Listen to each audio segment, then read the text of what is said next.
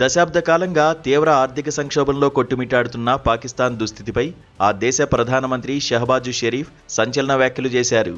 తాజాగా ఇస్లామాబాద్లో ఎగుమతిదారులు, వ్యాపారవేత్తలతో నిర్వహించిన సమావేశంలో ఆయన తన మనసులోని ఆవేదనను పంచుకున్నారు.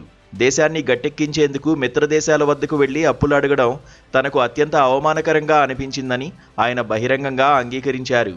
ఆర్మీ చీఫ్ జనరల్ ఆసిం మునీర్తో కలిసి తాము రహస్యంగా అనేక దేశాలను సందర్శించి రుణాలు కోరాల్సి వచ్చిందని ఆయన వెల్లడించారు.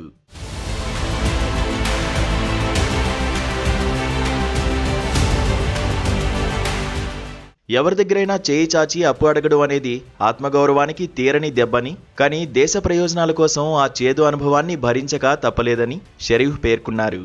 అప్పడిగే స్థితిలో ఉన్నప్పుడు అవతలి వారు ఎలాంటి డిమాండ్లు పెట్టినా తలవంచి అంగీకరించాల్సి వస్తుందని ఆయన నిస్సహాయత వ్యక్తం చేశారు.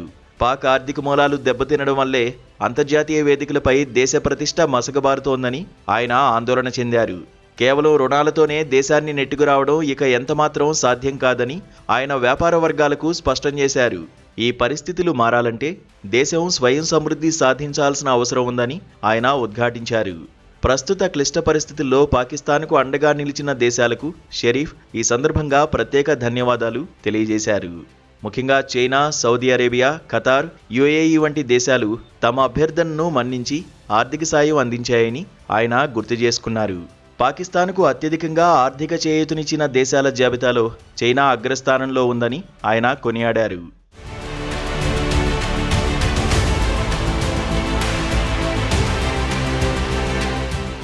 మిత్రదేశాలు నిరాశపరచకుండా రుణాలిచ్చినప్పటికీ ప్రతిసారి వారిపైనే ఆధారపడడం దేశ భవిష్యత్తుకు క్షేమకరం కాదని పాక్ ప్రధాని షహబాజ్ షరీఫ్ హెచ్చరించారు.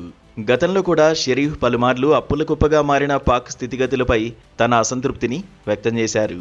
దేశంలో వేగంగా పెరిగిపోతున్న నిరుద్యోగం, ఆకాశాన్నంటుతున్న పేదరికం గురించి ఆయన తీవ్ర ఆందోళన వ్యక్తం చేశారు.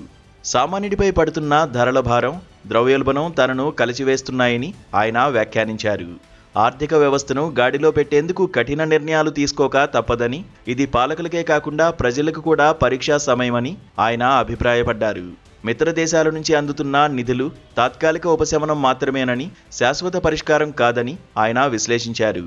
అంతర్జాతీయ ద్రవ్యనిధి షరతులు కూడా దేశ ఆర్థిక స్వేచ్ఛను హరిస్తున్నాయని ఆయన పరోక్షంగా సూచించారు. ఆత్మగౌరవం కలిగిన దేశంగా నిలబడాలంటే ఆర్థికంగా ఎదగడం తప్ప మరో ప్రత్యామ్నాయం లేదని షరీఫ్ స్పష్టం చేశారు. అప్పులు తీసుకోవడం వల్ల కలిగే సిగ్గు కంటే దేశాన్ని అభివృద్ధి పదంలో నడిపించడంలో చూపే చొరవ గొప్పదని ఆయన వ్యాపారులను ప్రోత్సహించారు. షరీఫ్ చేసిన ఈ వ్యాఖ్యలు ఇప్పుడు అటు పాకిస్తాన్లోనూ ఇటు అంతర్జాతీయంగానూ పెద్ద చర్చకు దారితీశాయి.